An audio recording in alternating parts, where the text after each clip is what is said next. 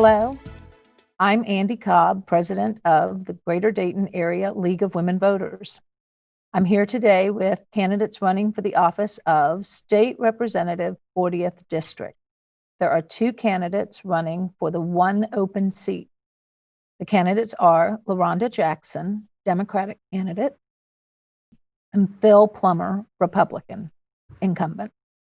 Mr. Plummer, a candidate for this position, regrets that he could not be here because of a prior commitment.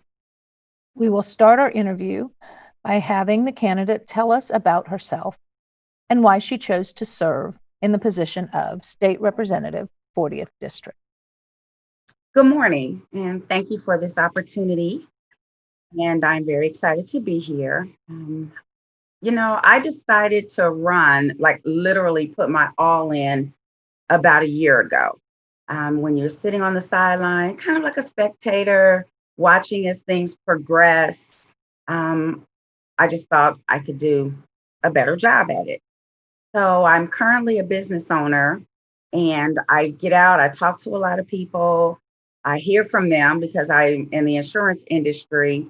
And being in the insurance industry, you have really great conversations, second and third level conversations that go a little deeper than a surfacey conversation. And so I just know that there are some people who felt just like me. So personally, that's what I do as a vocation. I own this business for 19 years. And then politically, this is my first time running, but I feel like I bring the assets required to look after the people of Ohio. So I decided to run. I felt like there was a disconnect between the state house and our houses. And so I just decided, let's close that disconnect. And right now, I firmly believe that the disconnect is indifferent. Thank you. Mhm. One of the duties of state representative is to gauge public opinion and develop proposals to change state laws. In your experience or during your campaign, which issues have you heard from voters that you would like to work on if elected? Okay, there are a lot of issues. A lot of the voters, well, sometimes they have concerns that are not they're not the state's responsibility. And so you just kind of explain to them that that's really not in the state legislature, that's more of a federal issue. But I would say one of the biggest issues is just keeping health care. And, I don't know that people even demand quality health care. They just want health care in the event that they become ill or something happens to them that's catastrophic, that they're going to be okay. So I definitely believe that Medicaid expansion is very important. And we need to make sure that people have access to great health care. And so that's probably number one. I would say on the voters' minds, our public schools is another one. And so when you look at this running during COVID, that has really changed the landscape of everything but our schools. And are our children going to be prepared for 21st century jobs? And do our kids get what they need? And do we need wraparound services? So I'm going to say between healthcare and public schools, those are the two that I have found to be most important to the voters. Thank you. State representatives are assigned to committees. Mhm. On which committee would you like to serve and why? All of them? No, I'm just joking. I would love to serve when the issues are regarding insurance because I understand that insurance companies have a profit margin. And I also know as consumers, we think, well, how could you want to make profit, from insurance, from my insurance plan? So I believe because that's my background, I would do well there. I also would like to work on committee with public education. Thank you. You mentioned COVID-19. The pandemic has caused and uncovered many problematic issues in our community. Job loss, poverty, healthcare, housing, food insecurity. Those are just a few.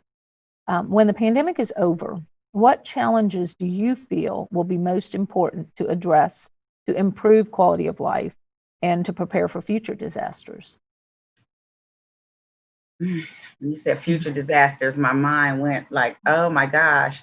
I think first and foremost is going to be getting people back to work. And so, there's almost a million small businesses here.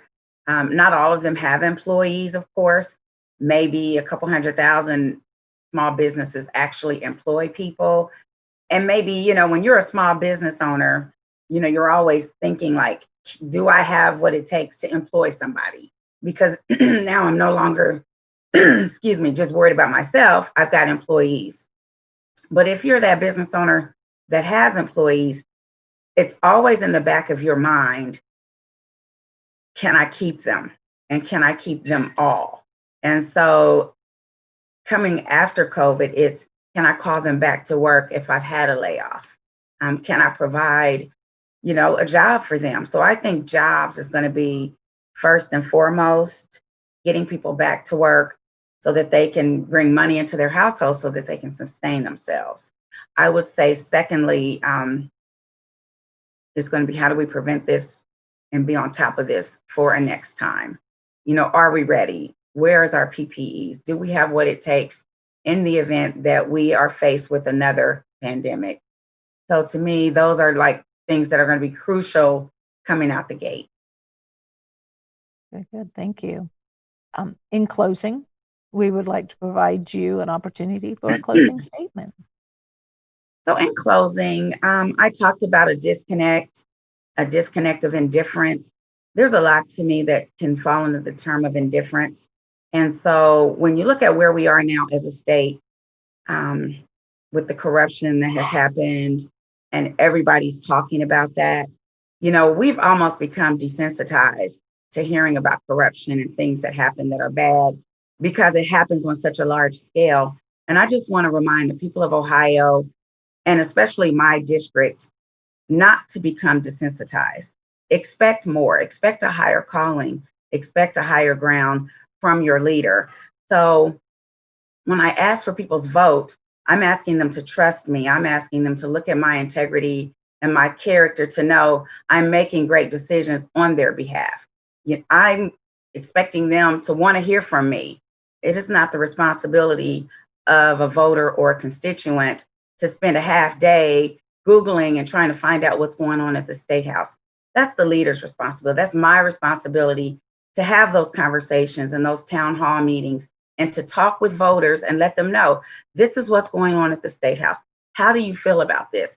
Am I in line with what your choices are? You sent me there, and am I voting the way that you would want me to vote? Because I'm representing you at the end of the day. So of course I'm asking for the vote from the 40th district, but I want them to know in return what they're getting when they get me as their representative. And that's what I want to leave you with. Thank you. Wonderful. Thank you so much for your participation today. Good luck in your campaign. Thank you. The League of Women Voters encourages all candidates to run an issues-oriented campaign. Our goal is to educate the voting public and strengthen our elective political process. Look for the League's voter guide in the libraries near you, on your doorsteps on the week of October 12th. Election Day is November 3rd. Early voting begins October 6th at your Board of Elections, or you can request an absentee ballot. However you decide to vote, your opinion matters and helps make our democracy work. Thank you.